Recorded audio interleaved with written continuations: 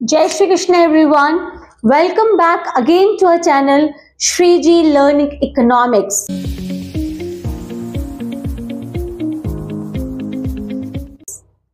Beta, today we'll start with a new chapter.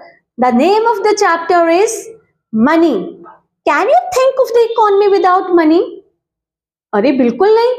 तो बेटा money से पहले भी इकोनॉमी में लेन और देन होता था. We used to buy the things and sell the things before the invent of the money also.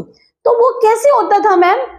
Money से पहले जो इकोनॉमी थी, जो लेन देन होता था, उस इकोनॉमी को हम क्या कहते थे? CC economy. सीसी ये क्या है? CC economy means commodity economy. Just write down commodity means when goods are exchanged for the goods. कि मैंने कोई अपनी चीज दी और उस आपसे वो चीज ले ली जो मुझे चाहिए. So there was no involvement of money. So money से पहले जो exchange होता था that is in the forms of commodity. पर फिर उसके बाद क्या हुआ? ऐसा क्या प्रॉब्लम्स आई हमें कि CC economy was converted into the paper economy. Money was invented and now देखो अब तो कैशलेस इकोनॉमी है. अब कुछ अगर मैं पूरे चैप्टर को बेटा समराइज करूं तो मेरी बात ध्यान से सुनो. अब आप क्या करना है इस चैप्टर में? बहुत 3-4 चीजें इंपॉर्टेंट है बस from the CBSE point of view. I have observe the PYQ previous sample question paper मैंने देखे, पीवाईक्यू भी मैंने चेक किए. तो जो हर बार क्वेश्चन रिपीट होता ना, वो एक ही क्वेश्चन रिपीट होता, मोस्टली 2-3 क्वेश्चन ही रिपीट होते हैं. तो वो क्या है कि बार्टर सीसी इकोनॉमी की प्रॉब्लम्स क्या है. सो क्वेश्चन नोट कर लीजिए जो बहुत इंपॉर्टेंट है. वो क्या है? What are the limitations of barter economy, right. और फिर उसके बाद क्या है कि how money has solved these problems. तो उसका इन अदर वर्ड्स क्या क्वेश्चन आता है? What are the functions of money?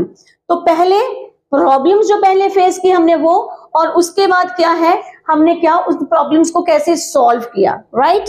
So money कैसे एग्जिस्टेंस में आई? पहले कमोडिटीज थी, फिर एवोल्यूशन ऑफ मनी. एकदम से पेपर मनी नहीं आ गई. फिर क्या है? क्वाइंस आए, metallics money, and then there comes paper money, credit money, and then now the paper. अब क्या है हमारे पास? प्लास्टिक मनी आई, ठीक है. और आज तो नाउ तो we are moving towards the paperless economy, right. So पहले है सीसी इकोनॉमी. सीसी इकोनॉमी में क्या प्रॉब्लम्स ऐसी आई कि उसके बाद न्यू फॉर्म्स की तरफ हम चल पड़े. दैट इज मेटालिक मनी हो गया, ठीक है. गोल्ड कॉइन्स आए उसके बाद में, राइट. फिर पेपर मनी आई. तो डबल कोइंसिडेंस ऑफ वॉन्ट्स है. पहले क्या था कि पहले ना डबल कोइंसिडेंस ऑफ वॉन्ट का मीनिंग लिखो आप. दिमाग में लिखना क्या है? दिमाग में तो होता है but how to pen it down. So कैसे करना है? डबल कोइंसिडेंस ऑफ वॉन्ट का मतलब है mutual fulfilment of wants. It was difficult at that time कि म्यूचुअल फुलफिलमेंट कैसे हो. अब म्यूचुअल फुलफिलमेंट क्या है कि मान लो मुझे ये बुक देनी है, आपको मुझे ये बुक देनी है, मेरे पास एक्स्ट्रा है, तो मुझे क्या चाहिए? I need some like pair of shoes. मुझे शूज चाहिए, ठीक है. तो मुझे वो बंदा ढूंढना पड़ेगा जिसको ये बुक चाहिए और उसके पास मेरे लिए क्या हो? शूज. म्यूचुअल फुलफिलमेंट, मेरी भी वांट पूरी हो और उसकी भी वांट पूरी हो. So it was not that easy to find that person who कि जिसमें म्यूचुअल फुलफिलमेंट हो पाए, राइट. सो ये प्रॉब्लम आती थी. और सर दूसरी प्रॉब्लम आती थी major of value. Major of value का मतलब क्या है कि जो कमोडिटीज हैं बेटा, कि कोई भी कमोडिटी की वैल्यू को किसमें मेजर करें? मार्कर कितने का है, ब्लैक बोर्ड कितने का है, डेस्क कितने का है. अगर मुझे आटा देना है तो आटे के बदले में मैं 2 किलो टमाटर दूं, शूज दूं, क्लोथ्स दूं, कितना दूं? तो मेजर करना was very very difficult. So the second problem जो आती थी वो क्या थी? Major of value, right. और उसके बाद एक जो प्रॉब्लम बहुत है, जो बहुत प्रॉब्लम फेस की सबने, वो क्या थी? Store of value. वैल्यू को मैं स्टोर करके कैसे रखूं? क्या मैं बफेलोज रखूं? क्या मैं अनाज रखूं? क्या मैं सब्जियां रखूं? घोड़े रखूं? क्या कैटल्स रखूं? क्या रखूं? और रखें भी तो सबसे बड़ी प्रॉब्लम आती थी, वो क्या हो जाती थी चीजें? डेप्रिशिएट। और जो खराब होने वाली चीज वो तो खराब हो जानी है। तो स्टोर कैसे करके रखें? और जो मान लो स्टोर करना, चलो कहते हैं स्टोर हाउस बना लो, तो storing was very very very was expensive. Cold store बनाने को आसान थे? It was very expensive. तो सबसे बड़ी प्रॉब्लम आ रही थी वो थी क्या थी? स्टोर की। स्टोर कैसे करें वैल्यू को? अब तो आराम से एफडी बनाओ, चलो जी बैंक में पैसा है, कोई दिक्कत ही नहीं है, right? Storing was very very difficult at that time when money was not there. और सबसे और एक प्रॉब्लम जो आई वो है standard of deferred payment. Standard of deferred payment. Standard of deferred payment ये क्या है? स्टैंडर्ड डेफर्ड का वर्ड ध्यान में सुनो आप। Deferred means future. फ्यूचर में अगर हमने कोई पेमेंट करनी है, बोरोइंग, लेंडिंग, क्या अब मैं बोरो करना है तो किस फॉर्म में करूं, वापस कैसे करूं और कितना करूं? That was totally impossible eight that time. तो क्या प्रॉब्लम आ रही थी? Double coincidence of want, major of value, store of value and standard of deferred payment. ये चारों पॉइंट आप ऐसे कर लेना याद, बड़ा इंपॉर्टेंट है। इन चारों में से एक ना एक पॉइंट तो पक्का आना है पेपर में। इट इज एक्सपेक्टेड, PYQ में आया हुआ है, राइट? तो ये प्रॉब्लम्स थी। अब इस प्रॉब्लम को खत्म किसने किया? मनी ने। ठीक है, तो मनी की डेफिनेशन क्या है ये तो हमें पता, मुझे भी पैसा चाहिए, उसको भी पैसा चाहिए, सबको ही पैसा चाहिए, पर मनी को डिफाइन कैसे करेंगे? So write down, money is a instrument. और ना एक बड़ी इंपॉर्टेंट सी कोटेशन आती है, एक पेपर में मैंने पढ़ा था कि मनी को बड़ा अच्छा डिफाइन किया था उन्होंने। So write it down, money is what money does. लिख लीजिए आप भी, money is what money does, कि मनी वो है जो मनी काम करती है। तो और उसी को कहते हैं फंक्शनल डेफिनेशन ऑफ मनी।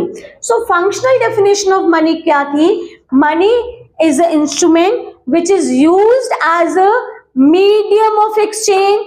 सबसे पहली प्रॉब्लम खत्म की डबल कोइंसिडेंस की। पैसे दो और चीज लो, किसी और चीज की जरूरत ही नहीं है अब। सो क्या आया पहले?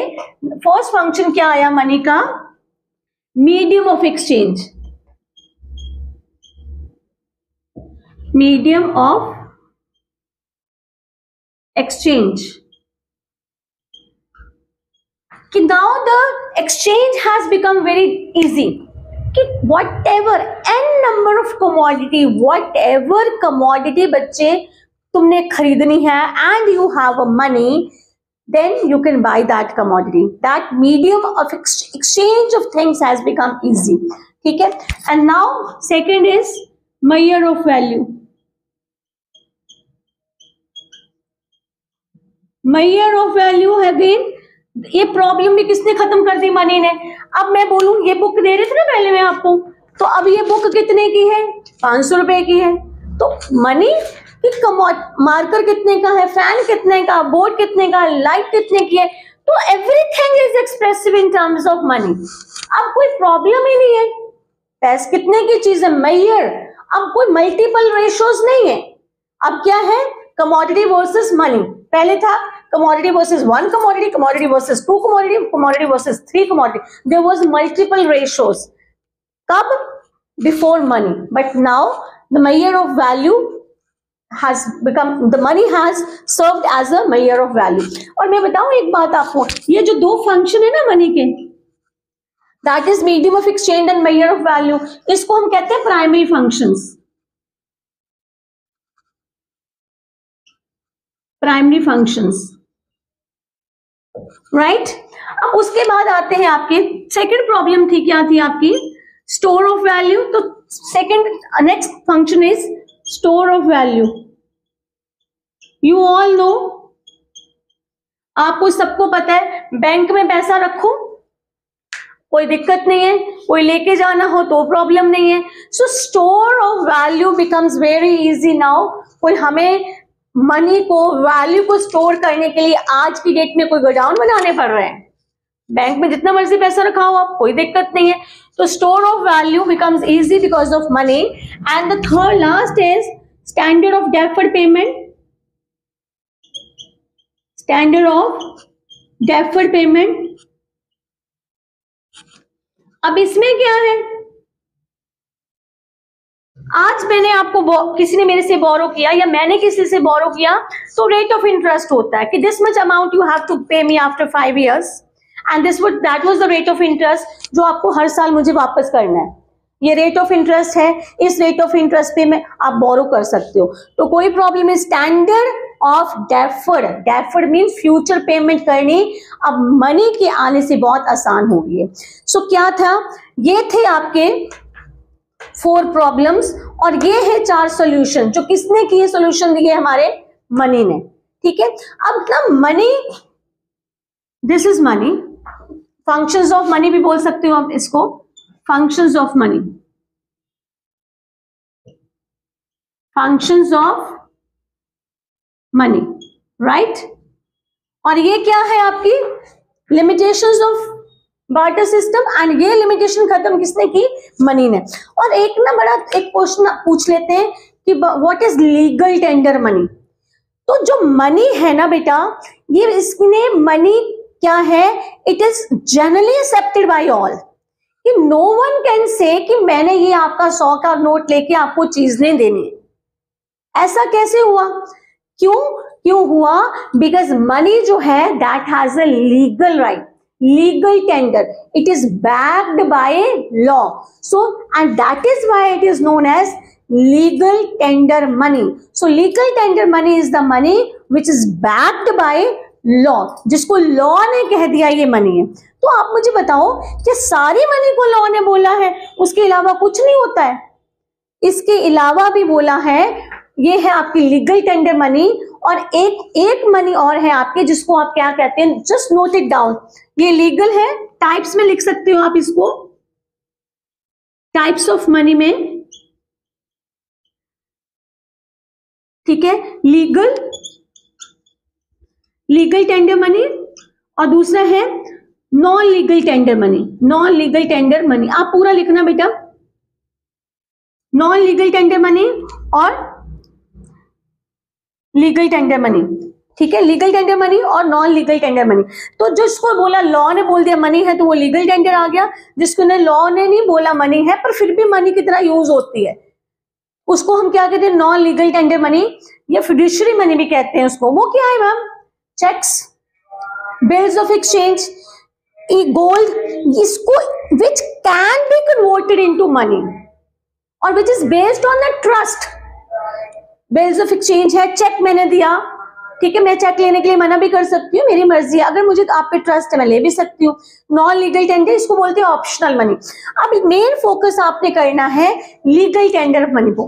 Legal tender money which is backed by law, and just note it down, legal tender money is divided into 2 parts. One is legal, limited legal tender money, इसको डिवाइड करना है. लिमिटेड लीगल टेंडर मनी, मैंने ऐसे short form लिखा, पूरा लिखो बेटा. L stands for limited legal tender money, limited. और दूसरा है अनलिमिटेड लीगल टेंडर मनी, आप पूरा लिखिएगा, अनलिमिटेड लीगल, UL लिखा मैंने, अनलिमिटेड लीगल टेंडर मनी. अब ये क्या है, लिमिटेड लीगल टेंडर मनी और अनलिमिटेड लीगल टेंडर मनी क्या है कि जैसे मान लो आपने पेमेंट करनी है मुझे, तो आप ना सारे कॉइन्स ले आते हो मुझे, 1-1 रुपए के, 10-10 रुपए के कॉइन्स ले आते हो और कहते हो कि मैम इसमें आप 1 लाख की पेमेंट एक्सेप्ट कर लो, राइट. तो आई मे से नो. क्यों, क्योंकि इसको बोलते कुछ हद तक ही, अगर कॉइन्स की जो पेमेंट है that is, I think if I am not wrong, it is up till 10,000. ठीक है, 1000 और 10,000 है, इतने तक की पेमेंट को अगर हम एक्सेप्ट करते हैं, लिमिट फिक्स कर दी है कि only that much money I will receive in the form of coins, that is called limited, limit is being fixed, ठीक है। और अनलिमिटेड में कि जितना मर्जी 1000 रुपए के नोट है, 500 रुपए के नोट में जितनी मर्जी की आप पेमेंट करो, और पेमेंट करो भी या रिसीव भी करो, nobody can force, nobody can say no to accept, right. तो ये क्या है आपकी unlimited legal tender money. Limited legal tender limit fix करना, राइट, और अनलिमिटेड लीगल टेंडर में कोई लिमिट नहीं है। सो हियर लिमिटेड हो गया, अनलिमिटेड हो गया। एक ना बड़ा क्वेश्चन आता है मनी एंड नियर मनी, ठीक है, broad definition of money, narrow definition of money. तो इसमें क्या है, करेंसी एंड कॉइन्स एंड जो लेते हैं हम वो मनी है, और अगर मनी में हम दो एसेट्स भी ऐड कर देते हैं जिसको हम मनी में कन्वर्ट कर सकते हैं, then that is called near money. Is that okay? So ये पढ़ लेना, छोटे छोटे 1-1 डेफिनेशंस हैं। What is money, near money क्या है, money assets and near money assets, ठीक है। ये थोड़ा सा 1-1 मार्क्स के लिए आप पढ़ लेना। बाकी फोकस ऑन दिस, क्या सीसी इकोनॉमी क्या है, सीसी इकोनॉमी के लिमिटेशंस क्या है, what is money, how money has solved the problem of barter economy, and then what are the primary functions of money, what are the secondary functions of money, what is limited legal tender money, what is unlimited legal tender money, what is legal tender of money. This is all about the money. अब इसके beyond जो एक topic और है ना बेटा आपका, वो है मनी सप्लाई का, ठीक है। मनी सप्लाई क्या है, money held by the public, money held by the public क्या है, उसमें क्या क्या ऐड होता है मनी में। तो मनी के ना उसमें 4 कंपोनेंट बताए हैं, if I am not wrong. So money supply, there are 4 component money supply. These are M1, M2, M3 and M4, ठीक है।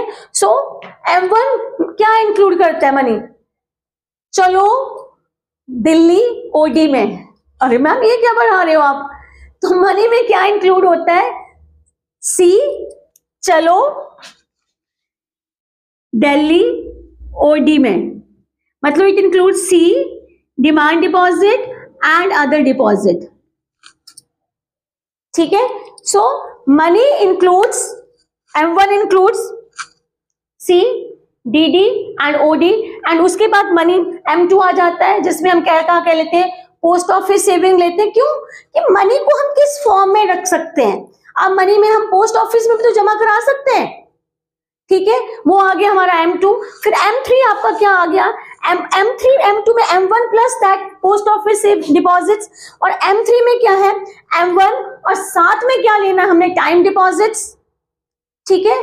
सो M1 मेन आपका फंक्शन जो मेन आपका है, that is we focus on M1, that is क्या है, चलो दिल्ली ओडी में currency, coins, demand deposits and other deposit, right. और M2 इंक्लूड्स पोस्ट ऑफिस में भी पैसा जमा कराते थे पहले लोग, अब तो बहुत कम करवाते हैं। So saving of the post office, that is M2। M1 के साथ ये लेते हैं, और साथ में M3 क्या है, M1 plus time deposit. Time deposit ma'am क्या है, जो FDs करवाई हुई ना आपके दादा वगैरह में, ठीक है, that is called your fix deposit, time deposit. और M4 में क्या है, M1 M3 प्लस इसमें क्या लेना है, पोस्ट ऑफिस की saving excluding national saving certificates. Is that okay? तो ये आपने मेन फोकस करना है M1 पे, पर याद रखना आपने M1, M2, M3 and M4, these are the 4 measures of measuring money supply, ठीक है।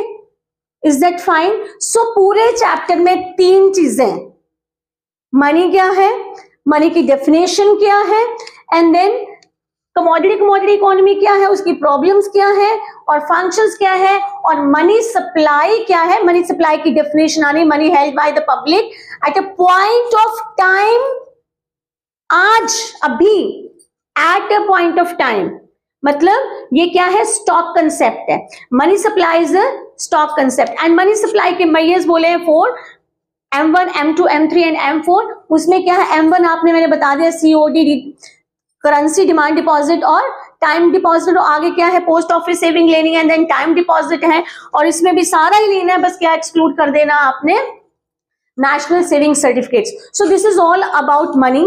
सो तैयार करिए and get ready for the exams. Thank you so much. Yes, and don't forget to subscribe our channel Shriji Learning Economics. Thank you so much. God bless you. Jai Shri Krishna.